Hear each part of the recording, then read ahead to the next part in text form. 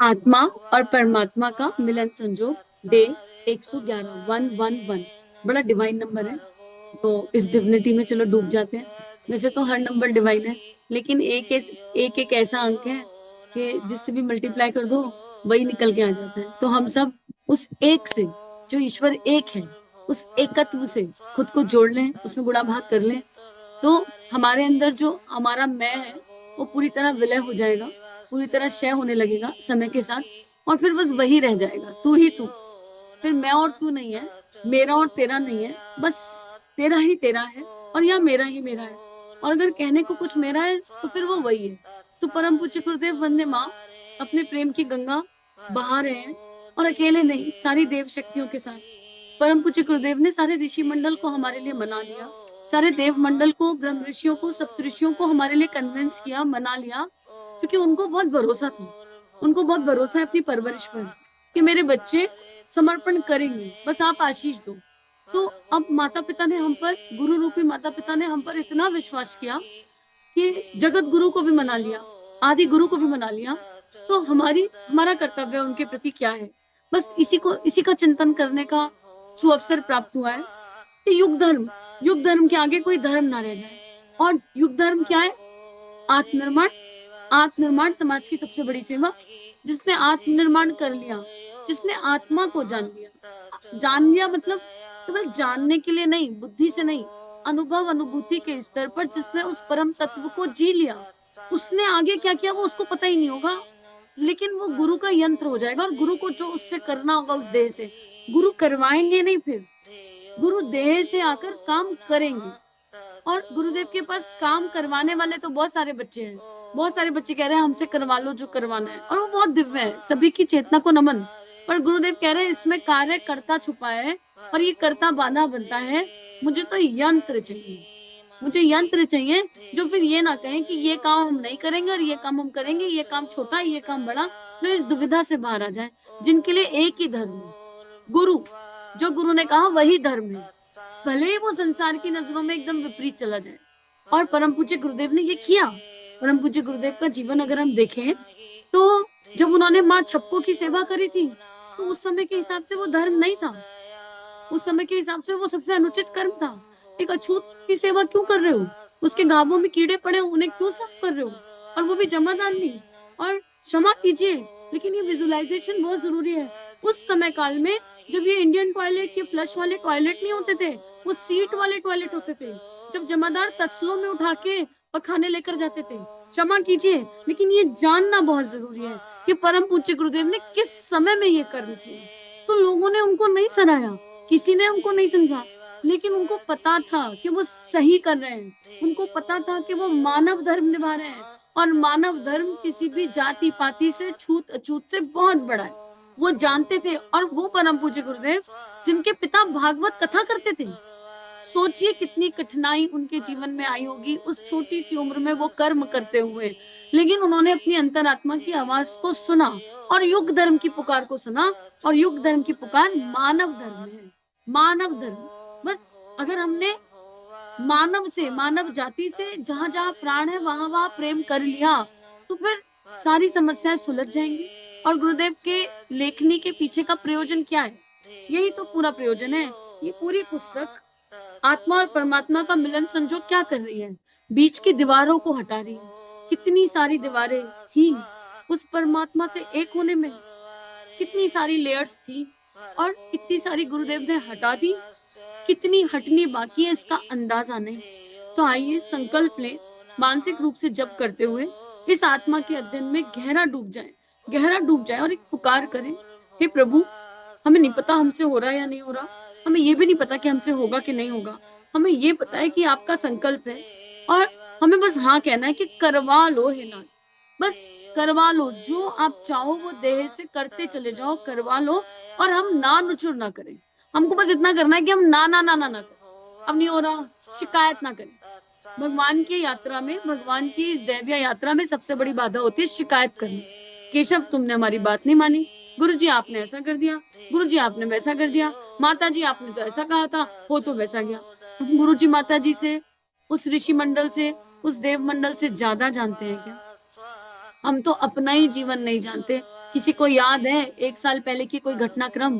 केवल वो घटनाएं याद रह जाती हैं जो भावनाओं को आहत कर जाती हैं, लेकिन बाकी छोटे-छोटे हैप्पी मोमेंट याद ही नहीं रहते। पंचतत्व लगातार प्रेम बरसा रहे हैं, क्या हमने अनुभव किया, थैंक यू डाला, हमको अपने जीवन के ही दिव्य पल याद नहीं रहते। तो हम उस गुरु को कैसे समझा सकते हैं, कैसे उन्हें बता सकते हैं कि क्या करा आपने सही और क्या करा आपने गलत? और फिर क्या कर दो, कई बार हम ये कह देते हैं, गुरुजी ऐसा कर दो, नौकरी कम से कम इतने की तो लगनी चाहिए। आप विचार करके देखो, मान लो गुरुदेव ने नौकरी सोची हो, ये बच्चा तो मेरा बहुत काबिल है, इसको श्री देता हूँ और इसकी सैलरी तो कम से कम होनी चाहिए 5 लाख रुपए महीने। और हम लगा रहे हैं अर्जी, गुरुदेव कम से कम एक ऐसी नौकरी दे दो कि लाख, 1.5 लाख, 2 लाख तो अकाउंट में आ जाए। क्या करना हमने? कैप लगा दिया, कैप। गुरुदेव तो 5 का सोच रहे थे और हमने 1.5 लाख, 1.5 लाख की इतनी प्रार्थना कर ली, इतनी प्रार्थना कर ली कि उनके पास चारा नहीं बचा, जो बच्चे ने कहा वही दे दो। ये तो संसारिक गति बताई, ये तो संसार का भाव बताया। हमने खुद ही कैप लगा दिया ऐसी प्रार्थना करके। तो हम इस तरह की प्रार्थना क्यों करते हैं? ऐसी आध्यात्मिक उन्नति है। गुरुदेव आप तो गुरुदेव हो, आप तो बहुत ऊंची आत्मा हो, हमसे ना हो पाएगा। अरे हमको नहीं पता हमारी संभावना क्या है, लेकिन जिसे पता है वो हमें नर्चर कर रहा है ना, तो उसको करने देते हैं। हम उन्हें क्यों बता रहे हैं कि हमसे क्या हो पाएगा और क्या नहीं हो पाएगा? हमें क्या पता? जन्म लेते हुए हमें ये पता था हम कभी चल पाएंगे? नहीं पता था, पर आज चलते हैं ना। जब नया नया बॉर्न हुए थे तो नहीं सोचा था कि बोल पाएंगे, पर बोल रहे हैं, देख रहे हैं, सब कुछ कर रहे हैं। तो हमारी क्षमता, जिन्हें पता है वो ही हमें नर्चर कर लें, उससे ज्यादा दिव्य कुछ नहीं हो सकता। तो मानसिक जप के साथ इसी बात को गुरुदेव हमें समझा रहे हैं। गुरुदेव ने कर्म कांड को खंड खंड कर दिया। गुरुदेव ने कहा कि इतना, मतलब मुट्ठी भर ऋषि मुनि इस भारत भूमि की दिव्यता को जगा पाए और जगा दिया। फिर क्या कारण है कि आज 50 करोड़ की जनसंख्या वाले इस देश में, जहां हर 50 व्यक्ति के पीछे एक संत और एक गुरु घूम रहा है, तो क्यों जागृति नहीं हो रही? इतना पैसा धर्म स्थलों पे, संस्थानों पर, कर्म कांडों पर भारत की गरीब जनता खर्च कर रही है। एक गरीब इंसान जाने कितनी मेहनत करता है और फिर कर्म कांड के नाम पर अपनी जमा पूंजी का अधिकांश भाग खर्च करने में हिचकता नहीं और उस कर्म कांड के मूल में बह छुपा होता है। 300 अरब रुपया की फिगर गुरुदेव ने उस समय दी जब ये किताब लिखी। तो विचार करके देखिए कि यही पैसा अगर विश्व के निर्माण में, भारत के उत्थान में लग जाता, एक एक आदमी की विद्या के लिए लग जाता, तो कितना कितना दैवीय हो जाता। मंदिरों में, मतलब मंदिर नहीं, चेतना के स्थल होने चाहिए, जागृति के स्थल होने चाहिए। मंदिरों में कुछ कुछ ऐसा होना चाहिए, क्रिएटिव होना चाहिए। जिसे गुरुदेव ने कहा, बाल संस्कार शालाएं चलनी चाहिए, लाइब्रेरीज होनी चाहिए, स्वाध्याय सत्संग होना चाहिए। खाली भजन कीर्तन, घंटा बजाना, दिया करना, आरती करना और उसके पीछे भी लोकेशना के भाव। यहाँ पर उपासना को, जप को गलत नहीं बताया जा रहा। जप तो शक्ति है, जप के बिना तो कुछ संभव ही नहीं है। पर वो जप कर्म कांड के स्तर पर ना हो, वो जब लोकेशना के स्तर पर ना हो कि कितनी माला का हिसाब रखना, और नहीं करी तो भगवान जी गुस्सा करेंगे, भगवान जी डांट देंगे, आप शगुन हो जाएगा, ऐसा हो जाएगा। इस मिथ्या कर्म कांड से उलझाकर वो गुरुदेव भावनाओं की दिव्यता तक लेकर जा रहे हैं। अध्यात्म का तत्व ज्ञान मनुष्य को आदर्शवादिता एवं उत्कृष्टता की विचारणा से ओतप्रोत भावनाओं से विभोर एवं प्रक्रिया से तत्पर बनाए रखने वाला दार्शनिक अवलंबन है। अध्यात्म का तत्व ज्ञान क्या दे रहा है? आदर्शवादिता, उत्कृष्ट विचारणा, भावनाओं से ओतप्रोत और विभोर करने वाली प्रक्रिया। तो हमारे पास है ये। किसी दीन दुखी को देखकर अश्रु गिरते हैं, भावनाएं आती हैं, या अपने अपने ही किसी को चोट लगे तो मन घबराता है बस। लेकिन इस दुनिया में हजारों सैनिक मर रहे हैं, लोग भूख से तड़प रहे हैं, इतनी दुर्गति है, हमारा कभी चिंतन करके अश्रु गिरा क्या? कहाँ है भावनाओं का स्तर? तो ये चेक करना है। अगर ये नहीं है, अगर आदर्शवादिता नहीं है, वैल्यूज और प्रिंसिपल्स नहीं है, वैल्यूज और प्रिंसिपल्स मेरे नहीं, युग धर्म के अनुसार वो वैल्यूज और प्रिंसिपल्स जो परम पूज्य गुरुदेव वंदनीय माने ऋषियों ने, संतों ने, महामानवों ने दिए, और विचारों की उत्कृष्टता नहीं है, छोटा ही सोच रहे हैं, तो फिर वो अध्यात्म नहीं है ना, वो अध्यात्म का तत्व ज्ञान है। क्योंकि वो आत्मा के निकट बिल्कुल नहीं ले जाएगा, वो लोकेशना कराएगा, अहम का पोषण कराएगा, देह भाव में उलझाएगा। पूरा जीवन 101 माला, 27 माला, 54 माला करते करते निकल जाएगा और हाँ, अंत समय कुछ भी हाथ नहीं आने वाला, पछताएंगे कि क्या किया। और ऐसा, और दिन भर, जीवन भर इसका एहसान करेंगे, गायत्री माता तो बेकार है, हमने तो जाने कितनी माला कर ली, कुछ तो हासिल नहीं हुआ, गायत्री माता तो बेकार है। अरे एक्सपेरिमेंट ठीक से किया ही नहीं, किसी के गाइडेंस में एक्सपेरिमेंट कर कर देखो ना, तो पता चलेगा गायत्री माता क्या है। गायत्री माता की दिव्यता पर प्रश्न उठाने से पहले, ईश्वर की दिव्यता पर प्रश्न उठाने से पहले अपने भीतर तो झांक कर देख लें कि हमने गायत्री माता का कहना माना कि नहीं माना। गायत्री माता सूर्य की देवी है। सविता देवता के अकॉर्डिंग अनुशासन में जीवन जी लो, एक दिशा में नियमित निकलते हैं, कभी किसी से कुछ नहीं मांगते, कभी किसी से कुछ नहीं कहते, सम रूप से प्रकाश बरसाते हैं। हम सविता का यही नियम फॉलो कर लें, हम सबको बराबर प्रेम करेंगे, एक डिसिप्लिन से चलेंगे, पर्टिकुलर घड़ी की सुई से चलेंगे, इतना भी कर लिया तो गायत्री माता अंतःकरण में अपने आप प्रकाशित हो जाएंगी। लेकिन हमको भगवान पर उंगली उठाने में एक क्षण भी नहीं लगता। जरा मन की ना हो तो भगवान पर उंगली उठा देते, टाइम ही नहीं लगता, और भगवान पर डाउट भी कर लेते। हम भगवान में नहीं मानते, या कुछ कहेंगे अच्छे हैं, है भगवान, ईश्वर है, वी एग्री, पर ईश्वर सब कुछ नहीं है। अरे तुम्हारा जीवन कैसे चल रहा है भाई, तुम्हारी सांसें आ रही हैं, जरा बताओ तो कहाँ से आ रही हैं। कितने सरलता से कह दिया ईश्वर सब कुछ नहीं है, कहाँ से सांसें आई, कैसे भून से जीव बन गया, कैसे तुम्हारा जन्म हो गया। जरा विचार करो, सूर्य कहाँ लटक रहा है, आकाश में तारे कहाँ लटक रहे हैं। साइंस भी ना एक एक पॉइंट पर जाकर स्टॉप हो जाती है। तो कहाँ से कह रहे हैं कि ईश्वर है पर ईश्वर सब कुछ नहीं है। सब कुछ जिस ईश्वर से जन्मा है उसकी सत्ता को नकार कर हम कौन सा अध्यात्म और कौन सी सक्सेस हासिल कर लेंगे। यहाँ पर अंधविश्वास को बढ़ावा नहीं दिया जा रहा, यहाँ पर रूढ़ी मान्यताओं को बढ़ावा नहीं दिया जा रहा, लेकिन अंतःकरण की जागृति तो करनी पड़ेगी ना। अंतःकरण को तो जागृत करना पड़ेगा। एक बात इतना दिल को स्पर्श कर गई, ईश्वर से प्रेम है पर प्रकृति से प्रेम नहीं है, और अगर प्रकृति से प्रेम नहीं है तो ईश्वर को प्रेम का दिखावा झूठा है। भगवान को चढ़ाने के लिए तोड़ तोड़ के फूल ले आए, नीचे गिरे हुए फूल नहीं उठाएंगे, भगवान नाराज हो जाएंगे। और जो तुमने भगवान की अभिव्यक्ति के फूल तोड़ दिए पेड़ों से, तब भगवान नाराज नहीं होंगे, तब भगवान गुस्सा नहीं होंगे। माँ ने रोटी बनाई, पूरी की पूरी खाएंगे। भगवान ने अपने प्रेम की अभिव्यक्ति में फूल खिलाए, इतने दिव्य फूल खिलाए जो पूरी तरह खिले भी नहीं, और हमने उनको भगवान के चरणों में चढ़ाने के लिए तोड़ दिया। अब सोच के देखो कि माँ ने रोटी बनाई, बच्चा वो रोटी माँ के हाथ से ले और माँ के चरणों में रख दे, माँ तेरे चरणों में रख दी, अब तू इस पे खड़ी हो जा। अरे माँ ने खाने के लिए बनाई थी यार, माँ को अच्छा लगेगा, माँ कहेगी पागल हो गया क्या, क्या कर रहा है ये। ऐसे ईश्वर के प्रेम की अनुभूति है प्रकृति, अभिव्यक्ति है प्रकृति। तो भगवान के चरणों में फूल चढ़ाओगे, भगवान के तो अश्रु गिर जाएंगे। तुमने क्या किया, वो फूल खिल रहे थे, उन्हें पूरा खिलने देते, और जो डाल से टूटने थे वो इसीलिए टूटे थे, उनको उठा के चढ़ा देते मुझे। कि तुमने क्या किया, नए फूल लगाओ, अगर मुझे खुश करना है तो फूल तोड़ के मुझे चढ़ाओ मत। नए फूल कैसे उगेंगे इसके बारे में चिंतन करने की आवश्यकता है। नए वृक्ष लगाओ और खुद फूल बन जाओ, स्वयं फूल बनकर खिल जाओ ना। एक बार उनकी सोच से सोचकर तो देखें, एक बार भगवान ने किस किस भाव से इस धरती को बनाया, हवा को बनाया, पानी को बनाया, आकाश को बनाया, केवल उनके प्रेम की अभिव्यक्ति थी। भगवान ने अपनी संतान को जन्म दिया। अब भगवान को बड़ा मन किया मैं इन्हें कैसे गले लगाऊं, कैसे गले लगाऊं, बहुत ही मन किया, जैसे माँ का मन करता है ना अपने बच्चे को गले लगाने का। भगवान सोच रहे हैं अरे मेरे तो इतने सारे बच्चे हैं, कैसे गले लगाऊं। भगवान ने हवा बना दी, ये हवा जहाँ ठंडी ठंडी अनुभव हो जा, और मेरे सारे बच्चों को गले लगा। बच्चों को ठंड लग रही थी, भगवान ने सोचा कैसे इन्हें ठंड से बचाऊं, ज्यादा हवा हो गई। भगवान ने प्रकाश बना दिया, सविता जा थोड़ी सी ऊष्मा दे दे, थोड़ा सा ताप, इनको थोड़ी सी ऐसी कोजी कोजी फीलिंग करा दे जैसे माँ के आंचल से प्राप्त होती। भगवान को लगा हाय मेरे बच्चे दिन भर में अकेले रह जाएंगे, ये मुझे भूले ना, मैं इनका ध्यान कैसे रखूं। भगवान की अभिव्यक्ति जल बन के बह गई।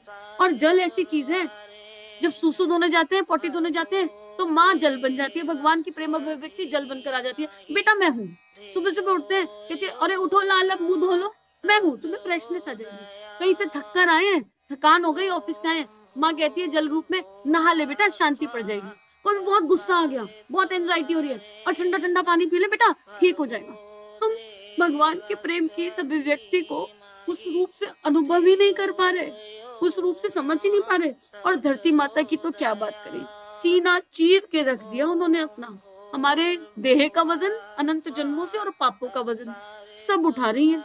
गंगा जी बनकर माँ बह गई, क्या बात करें। आकाश रूपी पिता ना हो तो सविता का प्रकाश ना मिले, तो हम भगवान के इस प्रेम की अभिव्यक्ति को समझ तो ले। हम संसारिक प्रेम की अभिव्यक्ति पर इस भगवान के प्रेम की अभिव्यक्ति को लुटा देते हैं, पूरी तरह लुटा देते हैं।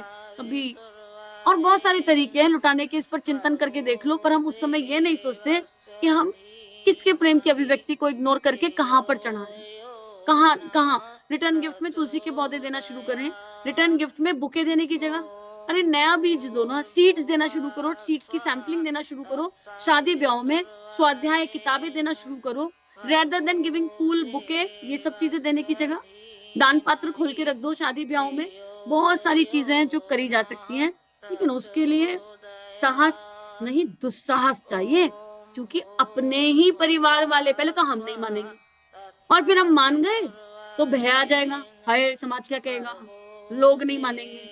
तो साहस नहीं दुस्साहस चाहिए साहेब, और वो दुस्साहस हमारे भीतर ही है। सही के लिए तो कदम उठाने ही पड़ते हैं। वही छप्को माँ के टाइम पर परम पूज्य गुरुदेव ने किया, साहस की नहीं दुस्साहस की यात्रा है। और वो दुस्साहस और दूसरे पर ब्लेम मत डालना, कभी नहीं कर पा रहे तो ये कहना अनुचित होगा घर वाले नहीं माने इसलिए नहीं कर पाए, ये नहीं माना इसलिए नहीं कर पाए, वो नहीं माना इसलिए नहीं कर पाए। ये सब ऐसा तो नहीं कहूंगी कि बेकार की बात है, पर कुछ हद तक हम ही कमजोर पड़ गए, इसलिए ऐसा हुआ। और जब हम कमजोर पड़ जाते हैं तो हम सही दिशा में कदम तो नहीं उठा पाते। तो इसलिए एकला चलो की यात्रा हो जाती है, फिर बात वही हो जाती है एकला चलो। लेकिन एक बार चल के देख लो, एकला रहोगे नहीं। केवल थोड़ा सा समय होगा जहां लगेगा एकला रह गए, पर अगर चल दिए तो हमारे जैसे कई सारे दुस्साहसी कहाँ से गुरुदेव माता जी देव मंडल ऋषि मंडल भेजेगा हमको पता भी नहीं चलेगा, और इतना बड़ा एक समूह इकट्ठा हो जाएगा अंदाजा नहीं। परम पूज्य गुरुदेव के साथ हम लोग क्यों बैठे हैं, क्यों कहते हैं वो गुरुदेव हैं? उन्होंने दुस्साहस की यात्रा करी और हम उनके दुस्साहस को जीना चाहते हैं। हम चाहते हैं कि ऐसा दुस्साहस हम में आ जाए, ये इच्छा है कहीं ना कहीं। इसीलिए तो गुरुदेव का जीवन पसंद आता है, इसीलिए तो विवेकानंद जी का जीवन पसंद आता है, इसीलिए झांसी की रानी भगत सिंह पसंद आते हैं, क्योंकि हम चाहते हैं कि हम ऐसा बन जाएं। अब ये चाह जरूरत बन जाए, इच्छा है। अभी इच्छा पूरी हुई तो ठीक, नहीं हुई तो ठीक, लेकिन जब ये इच्छा जरूरत और आवश्यकता बन जाती है तो फिर ऐसा नहीं होता पूरी हुई तो ठीक, नहीं हुई तो ठीक। प्यास लगी है, एक होता है पानी की इच्छा, तो जूस से भी काम हो जाएगा, जूस पी लिया, कुछ भी ड्रिंक ले लिया, काम हो गया। इच्छा थी भाई कुछ ठंडा ठंडा मिल जाए, गर्मी लग रही है। एक होती है आवश्यकता, पानी की आवश्यकता है। उस समय जब आवश्यकता होगी तो एड़ी से चोटी का जोर लगाएंगे और पानी की अवेलेबिलिटी कराएंगे, भैया कहीं से पानी मिल जाए। सारे साम दाम दंड भेद अपना के पानी तक पहुंच जाएंगे। तो जब तक गुरुदेव के साथ चलने की इच्छा है तब तक कैजुअलिटी रहेगी। ठीक है कुछ हो गया कुछ नहीं हुआ, लेकिन जब ये जरूरत और आवश्यकता बन जाएगी तब कैजुअलिटी नहीं रहेगी। बहुत माइनर डिफरेंस है, झांक के देख लो भीतर कौन कौन सी चीज इच्छाओं में आ रही है, कौन कौन सी चीज आवश्यकता और जरूरत बन गई। और आत्मा की जरूरत तो अब गुरुदेव बन जाएंगे, क्योंकि गुरुदेव ही आत्मा में प्रकट हो जाएंगे, ये तो निश्चित बात है।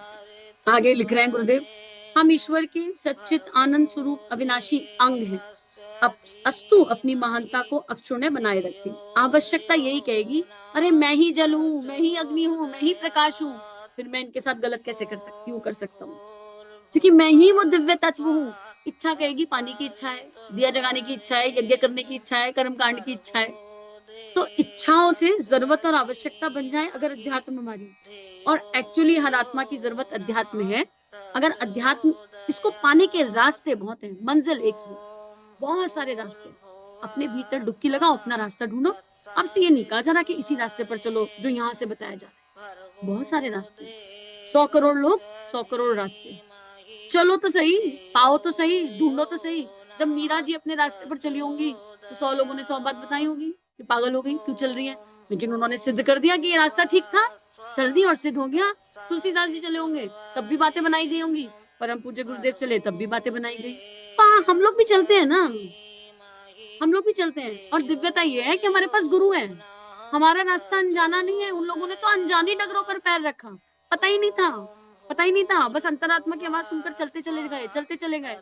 हमारे जीवन की खूबसूरती है कि हमारे पास परम पूज्य गुरुदेव वंदे माँ है, हमारे पास ठाकुर है, माँ शारदा है, हमारे पास भगवान श्री कृष्ण है, श्री राधा रानी है, हमारे पास महाकाल है, माँ पार्वती है। अरे कौन सा ईश्वर नहीं है, देव ऋषि है, ब्रह्म ऋषि है, सबको मना के ले आए गुरुदेव। उनका देखा हुआ रास्ता है, तो किसी अंधकार में गिरने की संभावना ही नहीं है। हमारा रिस्क ही कवर होगी। मीरा जी रिस्क टेकिंग यात्रा पर थी, तुलसीदास जी रिस्क टेकिंग यात्रा पर थे। हमारे लिए रिस्क ही नहीं है। गुरुदेव ने मैं क्या हूं में लिखा है, कहने के लिए नहीं कह रहे, गुरुदेव का शब्द है, गुरु वाक्य ब्रह्म वाक्य है। बच्चों, मैं तुम्हें उस यात्रा पर, उस रास्ते पर ले जा रहा हूं जो मेरा देखा हुआ है। तुम चलकर देखो, मेरे बताए मार्ग पर तुम भटकोगे नहीं। हम चलने को तैयार हैं, इच्छा से नहीं। अब ये जरूरत और आवश्यकता बन जानी चाहिए। गुरुदेव माँ को हमारी जरूरत है। गुरुदेव माँ इच्छा नहीं कर रहे कि तुम आ जाओ ना। गुरुदेव माँ को हमारी जरूरत है, हम उनकी आवश्यकता है। और इससे बड़ा कोई सौभाग्य मानव जन्म का कि गुरु कह रहा है तुम मेरी आवश्यकता हो, तुम्हारे बिना नहीं हो पाएगा, तुमको आना ही पड़ेगा, तुम मेरी इच्छा नहीं हो, तुम मैनिफेस्टेशन हो मेरे प्रेम का। हम अपने गुरुदेव और माँ के प्रेम का मैनिफेस्टेशन है। इससे बड़ा कोई सौभाग्य हो सकता है क्या? अब गुरुदेव के प्रेम का मैनिफेस्टेशन होकर, माता जी के प्रेम का, ठाकुर माँ के प्रेम का, जगत गुरु के प्रेम का मैनिफेस्टेशन होकर ये कहते हैं हम कमजोर हैं, हमसे नहीं हो पा रहा। कितना अश्रु गिरेगा उनका, कितना दुख होगा उनको, कितनी तकलीफ होगी उनको, क्योंकि वो तो ये कह ही नहीं रहे कि तुमको करना है। वो ये एक बार भी नहीं कह रहे तुमको करना है, वो कह रहे बस तुम कहो हाँ।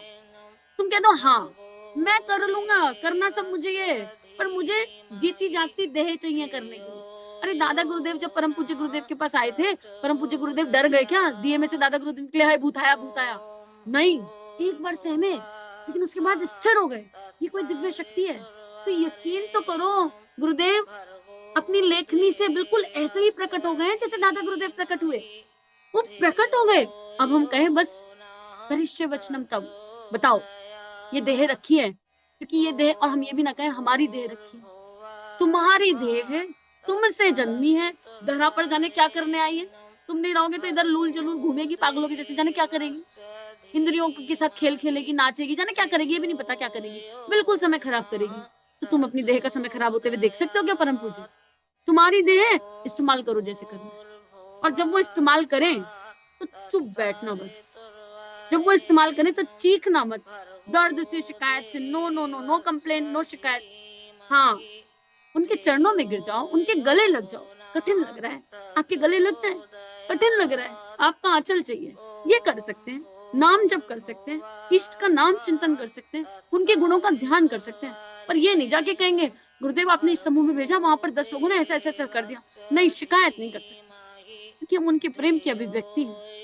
एक भगवान के प्रेम की अभिव्यक्ति पंचतत्व, और दूसरी अभिव्यक्ति हम सब जो इसे सुन रहे हैं। भगवान के प्रेम की अभिव्यक्ति भगवान के पास जाकर शिकायत नहीं कर सकती, बस वो ये कहेगी प्रेम समझ में नहीं आ रहा, थोड़ा और समझा दो, प्रेम अनुभव में नहीं आ रहा, थोड़ा और कर दो। हम मानते हैं हमारी गलती है, हमारी जड़ता के कारण नहीं आ रहा, पर तुम तो हो ना, तुम करवा सकते हो। इतनी ही प्रार्थना की बात है बस, और तो कुछ प्रार्थना भी नहीं करनी।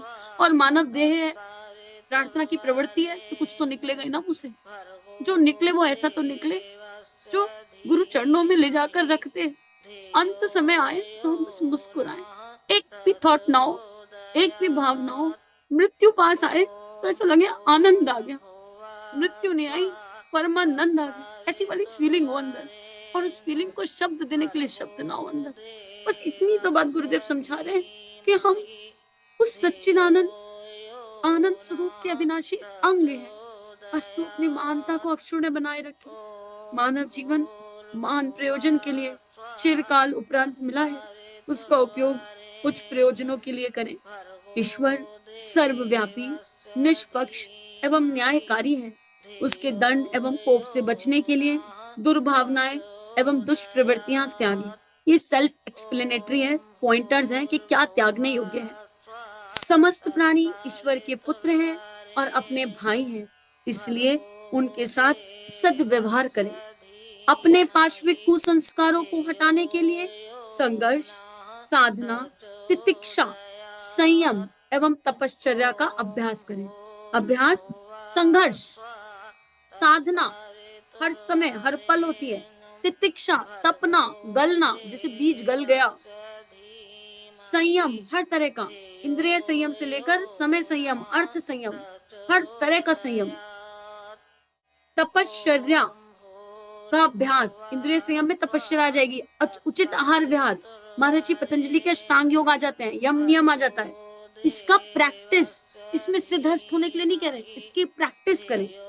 फैली हुई दुष्प्रवृत्तियों को हटाने का पुरुषार्थ, कर अपने आत्मबल को विकसित करें। पहले तो अपने भीतर की दुष्प्रवृत्तियां और फिर आसपास फैली हुई, लेकिन जब उन फैली हुई दुष्प्रवृत्तियों पर काम करें तो ना लोकेशना हो, ना लोभ हो, ना मोह हो, ना अहंकार हो, दृष्टा भाव हो, परिणाम की आशा ना हो। बस हम करेंगे, जो हमसे बन पड़ेगा हम करेंगे, क्योंकि हम कर ही नहीं रहे, कोई देह से करवा रहा है। इस बात को ध्यान रखते हुए करें। इससे क्या होगा? आत्मबल विकास का विकास होगा। आदर्श जीवन जीकर दूसरों के लिए प्रकाश करने वाला उज्जवल नक्षत्र सिद्ध हो सके, उन विचारों से ओतप्रोत रहे जिनसे शांति मिलती है। अब अपने लिए एक कॉपी बनाएंगे, बनी हुई है सबकी कॉपियां। कौन कौन से विचार हैं जो हमें शांति देते हैं, हमको पता होना चाहिए। आज की डेट में हमारे पास ये डेटा होना चाहिए, कौन कौन से विचार हैं जो हमको अनंत सुकून और शांति देते हैं। उन कार्यों को अपनाएं जिनसे यशस्वी जीवन जीने का अवसर मिले और परलोक में सदगति प्राप्त हो। यशस्वी जीवन लोकेशना वाला जीवन नहीं होता। गुरुदेव ने इस बात को पिछले स्वाध्यायों में समझा दिया कि यहाँ बड़प्पन की बात नहीं, महानता की बात की जा रही है। ईश्वर की सृष्टि को सुंदर, सुगंधित एवं सुसज्जित बनाने की सेवा साधना में संलग्न रहकर प्रभु का अनुग्रह प्राप्त करें। हृदय कमल पर भाव भगवान की उच्च स्तरीय स्थापना करें। हृदय कमल, हृदय पर देखो एक कमल खिला हुआ है, कितना दिव्य है। उस पर एक हंस बैठा है और उस पर माँ गायत्री बैठी, कितने प्रेम से बैठी है। और इस कमल की पंखुड़ियों पर भगवान के सारे रूप स्वरूप बैठे हैं और इनके गुण हमारे अंदर स्थापित हो रहे हैं। जब मंत्र करें तो ऐसी धारणा करें कि हमारे गुरु के, हमारी माँ के, समस्त देव शक्तियों के समस्त गुण हमारे भीतर प्रकाशित हो रहे, कहीं से आ नहीं रहे, भीतर ही है, अपने आप प्रकाशित हो रहे। वो प्रकाश इतना बढ़ जाए, इतना बढ़ जाए, इतना बढ़ जाए कि भीतर का अंधकार कब खत्म हुआ पता ही ना चले। तो प्रकाश का चिंतन करें, दिव्यता का चिंतन करें, अपनी मनोभूमि ऐसी बनाए जिससे सद्भावना संपन्न सद्भक्त कहला सके। अपने को शरीर नहीं आत्मा समझें और शरीरगत वासना तृष्णा से ऊंचे उठकर आत्म कल्याण की गतिविधियां अपना। ये पूरी किताब में, इस पूरे स्वाध्याय में, इस पूरे आत्मा के अध्ययन में गुरुदेव ने यही समझाया है। इतना दिव्य पैराग्राफ है जो पॉइंटर के रूप में गुरुदेव ने, ऐसा लग रहा है जैसे सारी समरी दे दी। जो सिखा रहे थे, समझा रहे थे, उसकी पूरी समरी यहाँ पकड़ा दी। काम क्रोध मोह मत्सर रूपी षट रिपुओं से सावधान रहे। काम क्रोध मोद मद मत्सर रूपी 6 विकारों से सावधान रहे। भीतर और बाहर स्वर्गीय वातावरण का सृजन करने के लिए सद्भावनाओं की रीति नीति अपनाएं। तृष्णा और वासना के बंधनों से मुक्त होकर संकीर्णता से मुक्ति पाएं। आदि आस्थाएं आध्यात्मिकता की पृष्ठभूमि है। इन्हीं को हृदयगम कराने के लिए सारा धर्म कलेवर खड़ा किया गया है। समस्त कर्म कांडों के पीछे इन्हीं आस्थाओं को हृदयगम करने का मनोविज्ञान उद्देश्य छुपा पड़ा है। कर्मकांड करना है और उसके पीछे को उद्देश्य को जानना है, समझना है, उसको हृदयगम करना है। अगर टीका लगाया तो ये पता तो होना चाहिए कि माथे पर टीका क्यों लगा रहे हैं। खाली मंत्र के साथ टीका लगा लिया और ये पता नहीं कि आज्ञा चक्र का दरवाजा है, टीका लगा लो भगवान के चरणों से उठाकर, तो फालतू के विचार, फालतू के थॉट्स भीतर प्रवेश नहीं कर पाएंगे। रोज 100 लोगों से मिलना है, 50 लोगों से मिलना है, ऑफिस जाना है, यहाँ जाना है, और जाने कितने विचार इस आज्ञा चक्र से, क्योंकि ये दरवाजा है, आत्मा यहीं से प्रवेश करती है, जाने कितने विचार आ जाएंगे। तो जो तिलक हम लगाते हैं, वो तिलक भगवान का नाम लेके लगाओ तो वो तिलक एक दरवाजा बन जाता है और एक्चुअली वो सूक्ष्म शरीर का दरवाजा है। उस तिलक के चक्कर में नेगेटिविटी प्रवेश नहीं कर पाती। क्यों? जैसे ही कोई देखेगा आपने तिलक लगाया है, कहेगा अच्छा पूजा पाठी है, अच्छा भगवान को मानते हैं, राम को मानते हैं, कृष्ण को मानते हैं। आपका तिलक ये बता देगा कि आप हिंदुत्व को धारण करते हैं। हिंदू धर्म की बात नहीं कर रही हूं मैं, हिंदुत्व एक जागृति है। आपका तिलक, हमारी बिंदी ये बता देगी कि हम उपासक हैं माँ भारती के, हम उपासक हैं माँ गायत्री के, हम उपासक हैं किसी दैवीय शक्ति के। और जैसे ही सामने वाले के मन में वो थॉट क्रिएट होगा, हो गया ना, नेगेटिव चिंतन खत्म हो गया ना उसका, क्योंकि पहले ही उसको ये समझ में आ गया कि व्हाट आर वी, हमारा तिलक इतनी महत्वपूर्ण भूमिका निभाता है।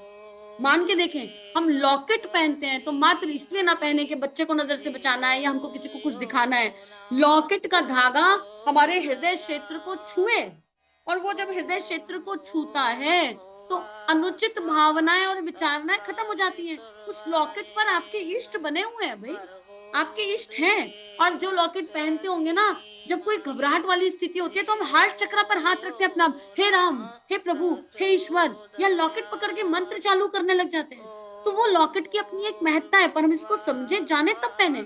वो हृदय चक्र को स्पर्श करता है, तो फोटो का एक महत्व है। अब आप कहोगे लॉकेट में फोटो ही तो है, उसका क्या महत्व है? तो उठाओ अपने पिताजी की फोटो और थूक दो उस पर।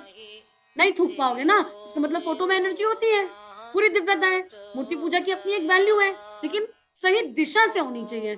तो उस लॉकेट में जब हमने श्रद्धा और विश्वास से पहना है, बह से नहीं, यकीन करिए, श्रद्धा और विश्वास से, तो उसकी अपनी एक डिविनिटी है।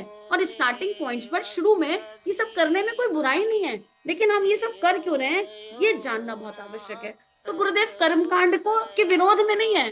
गुरुदेव कह रहे हैं कि उनके पीछे छुपी आस्थाओं और मान्यताओं को जाने, समझें, और फिर उस कर्मकांड को करें, उसे ग्रहण करें। तो हमने कम किया तो चलेगा, यज्ञ करने बैठे 24 मंत्र का ही किया तो चलेगा। जरूरी नहीं है कि 108 का करें और टेंशन ले लें, एंजाइटी स्ट्रेस ले लें कि हे भगवान 108 का करना था, ऑफिस भी लेट हो गया, फलाना भी लेट हो गया, ढिमाका भी लेट हो गया, घर में खाना भी नहीं ठीक से बनवाया क्योंकि हमको 108 की आहुति देनी थी। अरे जितना समय है उसके अनुसार 24 मंत्र की आहुति दे देंगे तो क्या भगवान नाराज हो जाएंगे? पर आहुति देते हुए ये तो बताओ कि हम क्यों दे रहे हैं आहुतियां, कारण क्या है इन आहुतियों को देने का? मंत्र करते हुए आहुति देके स्वा बोल रहे हैं। स्वा बोलना मतलब इदम सद्गुरु इदम नमम, इदम गायत्री इदम नमम। उसका मतलब ये सब आपकी कृपा से हुआ। अब हमारे कर्ता को, हमारे अहंकार को हम इस यज्ञ कुंड में समर्पित अर्पित करते हैं। मंत्र जब हम कर रहे हैं तो वो यज्ञ की एनर्जी पूरे वातावरण में फैल रही है। केवल माँ धरा के, पंच तत्वों के, माँ प्रकृति के, समस्त विश्व के कल्याण के भाव से आहुति होनी चाहिए। वो एनर्जी अपने आप काम कर जाएगी। तो इन चीजों को गुरुदेव हमें समझाना चाहते हैं। तो आइए चिंतन करें। ये यात्रा अब साधना का मतलब चिंतन ही है, श्रेष्ठ चिंतन। जब उपासना करने बैठे तो रोज किसी एक बात पर चिंतन करें कि परम पूज्य गुरुदेव वंदे माँ ने, ऋषियों ने, संतों ने अपने जीवन से हमें क्या समझाना चाहा है और सही अध्यात्म की क्या परिभाषा है। और अब हमारे जीवन में सही अध्यात्म का प्रवेश होना मैंडेटरी है, अनिवार्य है। अगर इस समय भी नहीं हुआ, इस पल भी नहीं हुआ, तो गहरी पुकार करो और दोबारा सुनना शुरू करो। Restart, there is no harm restarting. हम कभी भी रीस्टार्ट कर सकते हैं। इसी के साथ आज के इस दैवीय भाव को गुरु चरणों में अर्पित समर्पित करते हैं। और बहुत सारा थैंक यू उस गुरु मंडल को जो इतनी दिव्यता से स्वयं का अध्ययन, आत्मा का अध्ययन करा रहा है, जो इतनी दिव्यता से विकारों को दिखा रहा है और इतनी दिव्यता से उन विकारों को हटा भी रहा है, संग संग हटा रहे हैं। खरपतवार, अनुचित विचारणाएं परम पूज्य गुरुदेव अपने आप हटाते भी जा रहे हैं। तो इतना दैवीय स्वाध्याय गुरुदेव करा रहे हैं और इसका कारण है ये समूह की शक्ति, परम पूज्य गुरुदेव, वंदे माँ का, सारे ऋषि मंडल, देव मंडल का, मैया बाबा का अनन्य प्रेम। तो बस इस प्रेम को शरणागत शरणागत शरणागत। इदम श्री सद्गुरुवे नमः, इदम श्री सद्गुरुवे नमः, इदम श्री सद्गुरुवे नमः।